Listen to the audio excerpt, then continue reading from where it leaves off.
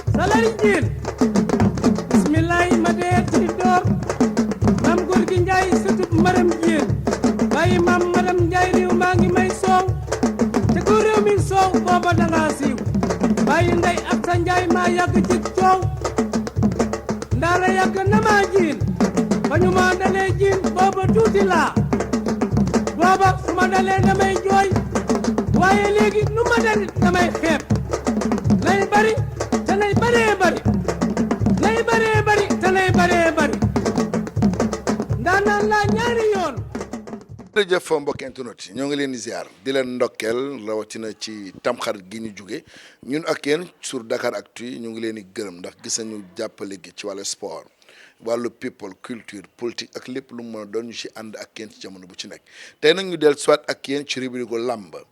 seet si benn xale boo xamante ni que boo tuddee Rock Énergie xel yëpp war a mën a dem ci Zarko ndax bokk na ci xale yi fa njëkk génn def ay jaloore ba ni mu ñëwee tey samp li nga xam ne moom mooy Grand Yoff mbooloo nekkoon chef de file depuis certain temps nag Zarko bàyyeekoo fii dem bitim réew ñëwaat ci diggante bi nag am na fi xew-xew yu bari yu fi xew waaye Zarko balaa ñuy def dara dañ lay bàyyi nga nuyoo ñu soog a avancé. waaw salaamaaleykum ñu ngi nuyu internetu Dakaractu yëpp di nuyu waa Grand Yoff di nuyu waa l'ensemble zone 7B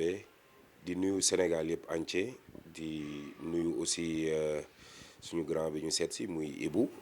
Dime. Ibou sa grand la wala sa boy la. Ibou sama grand la. yooyu moo la mag. si sama grand la di ko nuyu di nuyu waa Grand Yoff yëpp di nuyu suma mbokk njaago yi suma mbokk Haalpulaar yi suma mbokk lébu yi di nuyu bépp kilifa diine bi nga xamante ni mi ngi biir Sénégal di nuyu tamit ñi nga xamante ni sont des gars yi nga xamante ni ñi ngi def social ñëpp ñi ngi nuyu ñëpp bàyyiwuñu kenn di nuyu aussi suma xarit suma genn wàll Doro Gueye di nuyu aussi ñoom Ibrahima di nuyu ñoom Cheikhou Kouyaté di nuyu gars yëpp daal bàyyiwuñu kenn di nuyu aussi sama gars yi nga xamante ni ñu ngi woon Espagne suñu groupe làmb bi ñu ngi nuyu ñëpp di nuyu aussi sama copains yi nekk Espagne ñëpp ñoom Laas ñoom Biram ñu ngi leen di nuyu aussi tamit ñoom Xaadim di nuyu gars yëpp daal bàyyiwuñu kenn di nuyu aussi tamit samay gain ñoom Saara ñëpp daal bàyyiwuñu kenn ñoom Zato Maam Thierno gars yi ñu fi fekk yëpp Abdourahmane bàyyiwuñu kenn ñu ngi nuyu ñëpp bàyyiwuñu kenn di nuyu aussi tamit toute la famille Diallo toute la famille Ba di nuyu aussi koo xamante ni dañ koy beral nuyoo muy sama maam di sama lépp. sama gel bi quoi maamu Zarko nag Ousmane sama kii la wax na dëgg xanaa rek di nuyu borom kër gi nga xamante ne que mooy Ibrahima Dime moom tamit di doomu grand vraiment di jàmbaar di koo xamante ne il a su à se faire parce que ñun ñëpp on est né grandi ensemble fële ca Grand Yoff donc bu ñëwee tey mu ubbil ñu ay buntu këram lu yàlla lu war la Zarko nga jóge fi dem Espagne bi nga dellusiwaatee Grand Yoff dafa changé ci yow. waaw am na lu jot a changé franchement. comme parce que gis naa ni booy gën nañu bëgg mais li ñu manqué tuuti rek mooy entourage te ñoo ngi ci ñi ngi naxante ñi ngi defar ndànk-ndànk comme niñ ko bëggee woon parce que bi ñuy dem li gënoon tax ñu dem manque d'entourage mu ngi ci woon mais actuellement ñu ngi ci bu baax a baax te ñu ngi ciy góorgóorlu di ñaan yàlla aussi mu continuer parce que ñun lii la ñu bëgg rek jeunesse su Grand Yoff yi avancé évoluer ba jël numéro 1 ci lépp li nga xamante ni ñu ngi koy yootu loolu kese la mais. ci wàllu violence bi nga ñëwee gis nga Grand Yoff niveau bi dafa gën a aju ñu gis nga Dorothée boobu ñu ferey femme congolaise boobu ba bërki Demba Ndiaye suñu jarbaatu njaago boobu ñu ferey Grand Yoff taux de criminalité ak violence bi di gën a élevé. waaw mais loolu lu koy waral rek mooy jeunesse bu ñàkk liggéey xam nga jeunesse bu jeune boo xamante ni mi ngi liggéey am responsabilité am lu ko war dina tal leneen loo xamante ni du ay xeex ay jamante ba rey di ci am te loolu soo ko gisee aussi tamit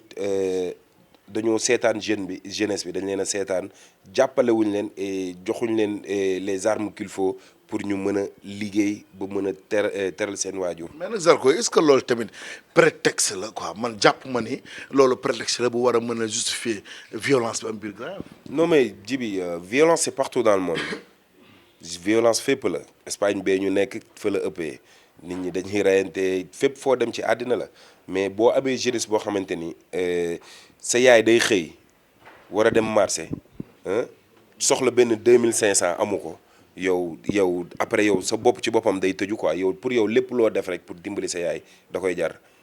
mais imaginez jeunesse boobu noonu bu ñu leen canaliser woon ku ci nekk am ci loo jàpp di liggéey doo xalaat rey nit waxuma la ak di xalaat di jël ay gaal di dugg ci gaal yi parce que boo xoolee li dee ci gaal gi rek moo ëpp li nga xamante ni mi ngi crime yi am donc kon loolu kese la mais bu ñu jàppalee jeunes yi man xalaat naa ni Sénégal dinañ wax leneen lu dul ay nit ñi ngi reyante parce que ñàkk liggéey la ñàkk confiance ci sa bopp la te sa réew jàppalewu la tegu la fenn donc yooyu mënul ñàkk quoi parce que boo amee problème rek yow dootoo xalaat dara mais bu sa xel dalee ngay liggéey am na yoo xamante ni dootoo ko tal quoi. ci wàllu bi may ñëwee léegi maa ngi la jëlee sa kër waaye la fa daan am ci wàllu inondation daf mel ni moo fay am ba tey. waaw mais mooy loolu li ñu doon souligner rek ñàkku liggéeyu maire Grand Yoff ñàkk liggéeyam. temps yi da nga sonal monsieur le maire. non du question sonal parce que xam nga mooy li ñuy wax rek boo demee bitim réew ñëw sa xel day ibbeeku day am loo fay gis loo xamante ni da nga koy yéene sa dëkk loolu kese la parce que ñun bi ñuy fal maire bi ñu koy jàppale di ko fal dañu foogoon ni comme que moom mi ngi doon yeewoo Grand Yoff dañu foogoon ni dina jàppale Grand Yoff dina yóbbu Grand Yoff niveau boo xamante ni ñun ñu ngi ko doon xaar ci moom. waaw yóbbu na ko niveau parce que tabaxal ne la maternité bu bees seen stade bi tabax na fi ay marché donc mën nañu wax ne que il a un très bon bilan ci wàllu côté infrastructure normalement. mais jibi am na loolu baax na c'est bien beau mais am na li ëpp solo mooy dëkk bu set ba pare dëkk bu set boo ko amee foog naa ni doo bëri malade bu dëkk bi jaaroon yoon set mu liggéey na mu war a liggéeyee kon du ñu bëri ay malade. mais lu tax nga jàpp ni liggéeyul fan nga ko mën a teg comme argument. parce que man bi ma ñëwee ba léegi dama dox biir Grand Yoff heure bu nekk guddi bëccëg di wër biir Grand Yoff yëpp di xool mais amul benn liggéey boo xamante ni tabax na ko biir def na ko biir Grand Yoff gisuma ko ay tali ay mais buur da ngay ñëw Yoff xoolal booy jaaree Yoff di dem Almadi gis nga maire bi ni mu ko liggéeyee nga dem Géejawaay gis nga maire bi ni mu ko liggéeyee yooyu noonu la ñu soxla parce que dañu am ay espace yoo xamante ni c'est vide te maire bi defu fa dara te foofu noonu pour jeunesse bi la. est-ce que da nga koy dóor ay xeer yooyu bëgg mu gis ak yow. dóoruma ko xeer bañ naa ko ba bi ma ko falee ba léegi musuñu toog jàkkaarloo mën nañ ko may ma xaalis wala may ma lii wala defal ma lii. mais yow tamit tu es comptable de son bilan. mais kon donc loolu moo war a tax nag bu nga xamante ni def na lu dul yoon man ma am fitu taxaw wax ko parce que man du ma complexe doomu aadama parce que kenn yorul sama sànqal du ma complexe kenn man nit bu ko tegoon ci yoon damay toog na ko sëñ bi jërëjëf liggéeyal nga ma suma gox parce que man Grand Yoff mooy sama fierté Grand Yoff mooy sama titre moo ma gënal Paris moo ma gënal France moo ma gënal fépp foo dugg ci àddina Grand Yoff moo ma ko gënal donc suñ demee ba wóolu nit ba teg ko fa dafa war a def liñ ko sant bu ko deful dañ koy taxaw ne ko sëñ bi liñ la santoon defoo ci dara ragaluñ ko moomuñu Zarko bi ngay dem Grand Yoff mbooloo nga fi bàyyi bi nga ñëwaatee dafa mel ni am na ay tiraillement entre yow ak waa Grand Yoff mbooloo wala Zarko position bi mu fa yoroon la bëgg a ñëw occupé waat sans pour autant que mu am ci aval dirigeant yi wala lan mooy seen problème je sens que ni que am na benn problème bu nekk seen biir. man pour man amul du question position bi ma fa nekkoon parce que man Grand Yoff position bi ma fa nekkoon ba tey jógewu ma fa donc amoon na tiraillement amoon na malentendu parce que sama sortie bi may mujj dem am na loo xamante ni xew na ci écurie bi neexuma woon ma dénoncé ko tu vois mooy dirigeant sortant yi ma dénoncé loolu metti leen ñu ne ma aj nañ ma 3 ans ma dem toog 5 ans ñëwaat donc kon aj boobu war na jeex bu ma ñëwaatee aussi def am combat ñëwaat donc pour man loolu waroon na jeex mais dañu continuer di suivre loolu ba tey. mais bi nga ñëwee est-ce que bëggooloo woon ñu changer présidence bi jox ko ki nga xam ne moom mooy Alioune Badara Kébé. non man parce que man loolu yëg naa ko bien avant may ñëw yëg naa ni Alioune Badara mooy président Grand Yoff léegi loolu moo waral bi ma ñëwee man ma kontaan ci parce que xam naa ni ancien sportif la te du lekk xaalisu écurie bi day dooleel écurie bi donc kon kooku buñ ko ñu mel noonu la ñu soxla quoi ñu ci mel ni comme ñu ci mel ni ñoom Aline Badara Kebe ñoom Ibou Dimmé ñoom Cheikhou Kouyaté ñoom Doro Gueye ñoom Boubacar Camara ñoom Khalifa Sall ñooñu la ñu soxla quoi ñoo xamante ni malgré foo leen mënti fekk da ngay xam ni ñii nii ay doomu Grand Yoff lañu ñooñu la ñu soxla quoi mais du ñu jël ñoo kuy jooy bëgg ko jox ñuy jooy bi day bari rek. cela veut dire. cela veut dire président bi ñu yoroon amulul njëriñ Grand Yoff écurie Grand Yoff mbooloo luñ xaalis bi ñu fa teg da koy lekk. comment comme président. man xaw ma ko sax xaw ma turam sax donc ñooñu noonu du loolooy avancer structure quoi. mais tamit est-ce que Zarko relation bi mu waroon am entre plein yi mu fi amoon ñoom Nandi Fall mobile gis nañu bi ñu préparé combat tout récemment ba war a bëre gis nañu àndoo ak moom ci benn séance d'entraînement jàppale woo ko ci contact wala. ñooy yéen a ngi juum parce que mobile bi ñuy entraîné terrain Grand Yoff maa ngi doon entraîné ak moom maa ngi doon contact ñu ngi doon def lépp c'est-à-dire au final dañ def loo xamante ni man du sama xel dalu ci. mooy bàyyi terrain Grand Yoff dem Adrien Senghor di fa entraîné. parce que man sama xel dalu ci loolu. parce que tax loolu Adrien Senghor du pour entraîner pour combat la parce que séeréer si dañ fay ñëw tuur fa gàllaaj bu nekk yow ngay mbër di préparer combat bëgg fa dem di entraîner loolu xel nangu quoi ci làmb loolu kese moo tax mais Nandi Fall Libidor Mobile Saliou Mané Mike ñoom ñëpp samay gars lañ dañuy déggante tout le temps. mais yow ak dirigeant yi est-ce que am ngeen affinité. waaw man ak dirigeant yi am nañ affinité mais ñaawoowuñu parce que fuñ ma fekk dañ may jox li ma moom fu ma leen fekk dama leen di jox li ñu moom mais tamit loolu yëpp dafa am fu mu yem. mais pourquoi yem boobu ndax ku ci mel ni Djiby Samb ci dirigeant yi la bokk te yow ak moom Zarko koo xam ak Djiby Samb ànd la boo xam ne ëpp na 15 ans ci wàllu làmb donc dafa am fu ñu yem loolu lan lay teg. dafa am fu ñu yem mooy maanaam suñ nekkee ci làmb ñoom ñooy diriger quoi mais en dehors de làmb man maa ngi sumay propre business yoo xamante ni du làmb quoi comprendre nga man ak Djiby Samb loolu c'est lié parental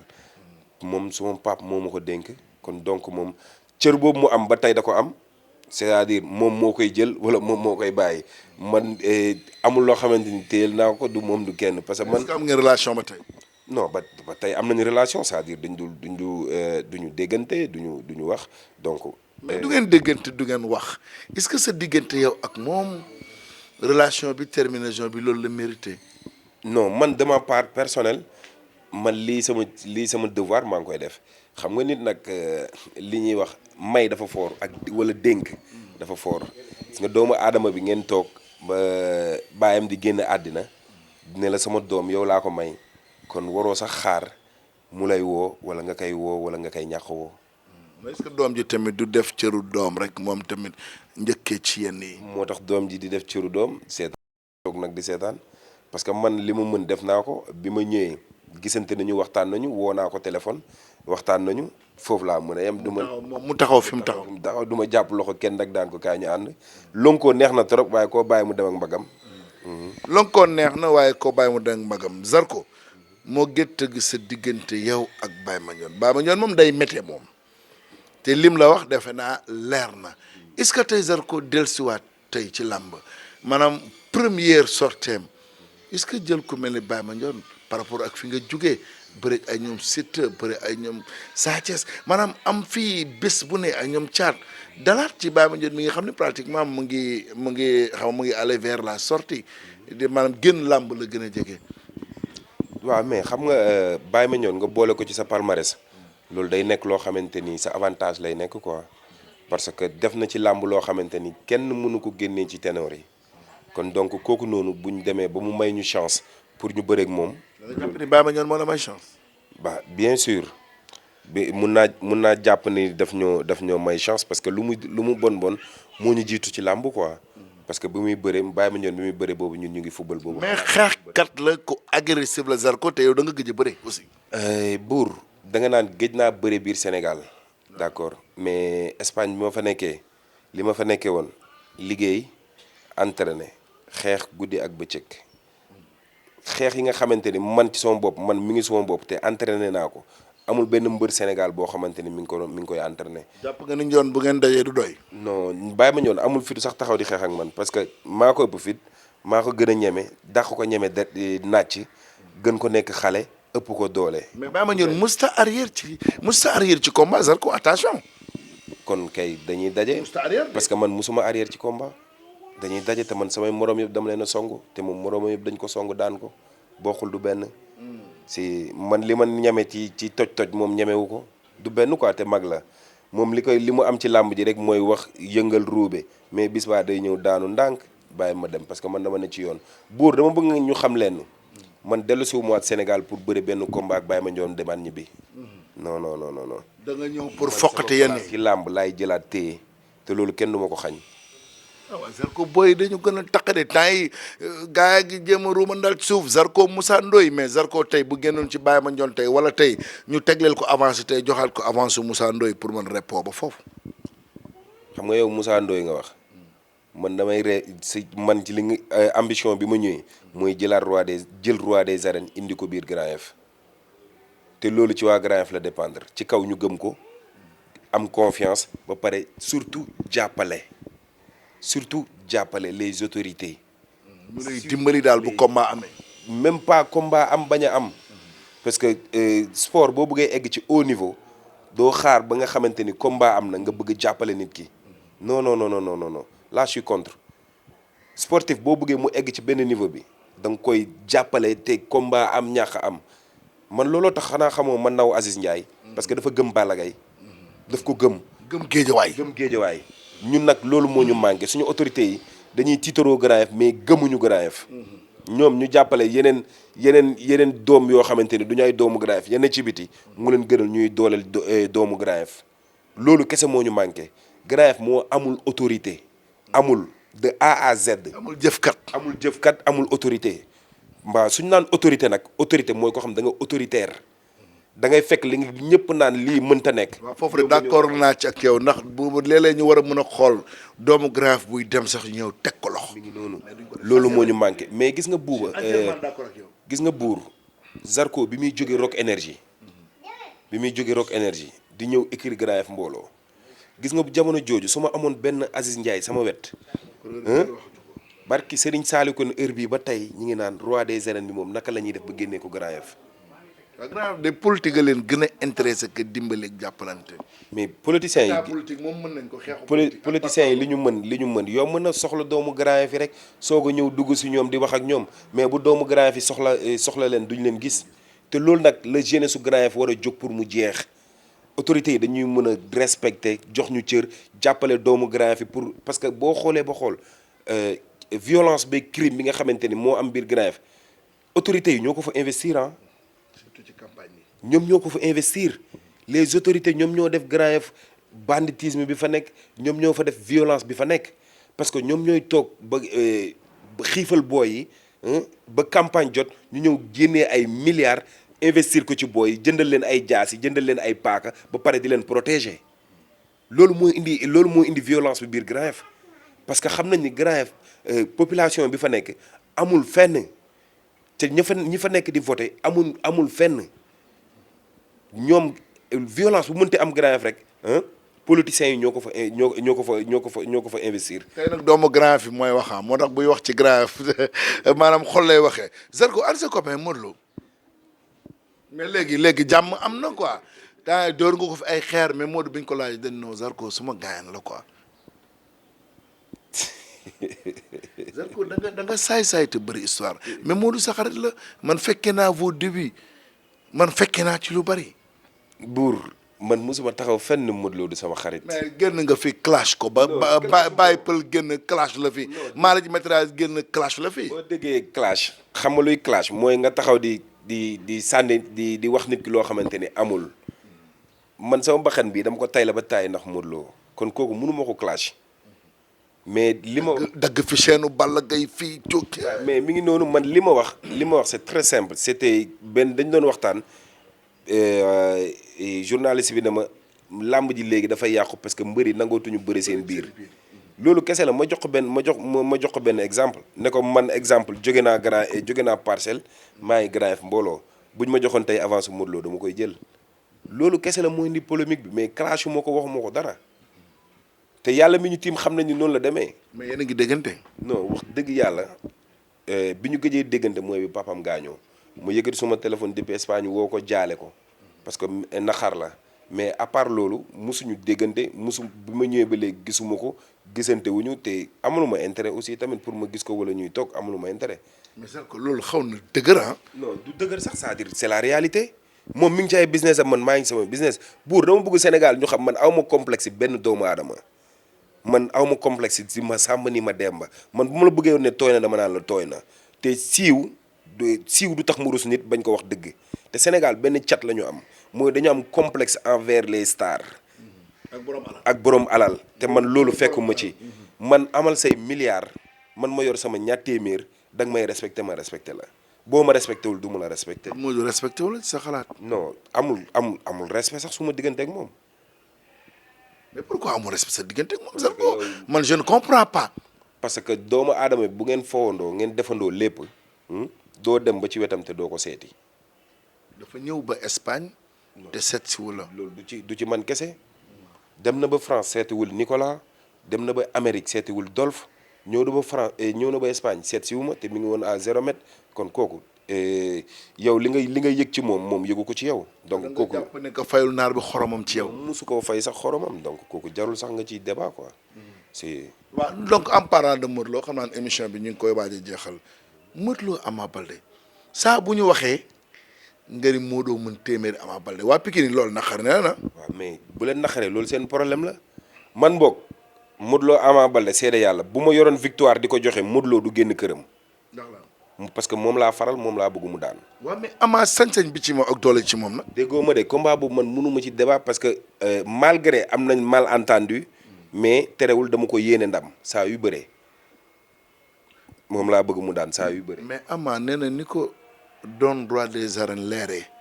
bu ko deewam leeroon mu dee dem aljana. donc wax sa xalaat nag aayul de Ama xalaatam rek la. waaw Pikine nag ni ñu gëmee Ama ni mu amee doole di xale di doomi mbër. Modou Lo xam nga mageewul Ama 10 ans. mageewu ko 5 ans. c'est la même génération te bokkul sax du ci xeex bi du ci bëre bi du fenn. moo doo dàq xeex. fuuf. moo dàq bëre. fuuf. mystiquement. bon foofu nag moom am na doute quoi parce que ñële tamit bàyyiwuñ seen bopp te ragaluñ mystique aussi. comprendre nga foofu kese laay xaw a douter parce que Modou actuellement amatul temps pour yenn yi. pour musique bu baana te moom moo ko wax d'après moom li mu wax amatul temps pour musique ay ñoom Pabis ak ñooñu ñoo koy doxal mais man de bu arbitre yëkkatee loxo Ama dina ma bett trop. bu Ama déggee victoire dina la bett. dina ma bett trop wax dëgg yàlla. Zarko looy tàggoo. waaw li may tàggoo rek mooy di sant suma mbokk yëpp Haalpulaar yi Lebu yi Njaago yi Joola yi Bambara yi Séeréer yi bàyyiwuñu kenn di leen wax ni aussi tamit. li nga xamante ni mooy suñu liñ fi jot a wax yëpp lépp li nga xamante ni lu ci dëng la ci ñun la li ci baax ci suñu borom kese la te doomu aadama matul di wax ñëpp nag am nañu combat ak Baye Mandione nit ñëw jàpp ci surtout les autorités yi nañu génn jàppale jeunesse su Grand Yoff bi te xam ni amuñu lu dul Grand Yoff bu ñu bàyyi ba ay campagne jot rek ñu ñëw investir biir Grand Yoff dafa xaalis jox booy ay arme ne leen nañ dem guerre yi reyante leen seen biir loolu moo war a jeex te loolu noonu ñun dinañ si xar suñu tànk tubéy képp koo xamante ni ñëw nga pour def loolu ñun dinañ xeex ak yow ba loolu doo ko fa def parce que loolu dafa doy violence bi dafa doy bu ko weesoo nag ñuy sant ñëpp di gërëm ñëpp di kontaan bu baax a baax ci suñu grand bi ñu ibil gaaleem ñu ñëw toog di waxtaan ak yéen muy grand Ibou di ko ñaanal aussi moom it ba lépp li nga xamante ni bëgg na ko njortu na ko suñu borom defal ko te mu xam ni aussi tamit xeexam du ci wéet ñun dañuy ne ci wetam ba ñuy xëy dee loolu kese la ñu am lu ñu doon wax amuñu leneen luñ ciy teg di sant bu baax a baax une personne spéciale Mamboy te quiero mucho mi vida eres mi familia mi madre. da nga takk jabar nag. non léegi rek nañ bàyyi ko combat bu jàllee yéen ñëpp maa leen di invité sama mariage incha allah. Salary Diène bismillaay ma dee ci door maam góor gi njaay sëtub maram jéen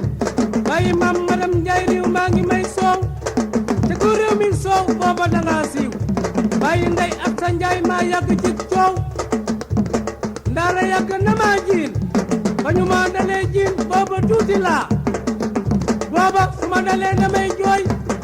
waaye léegi nu ma dalit damay xeeb lay bari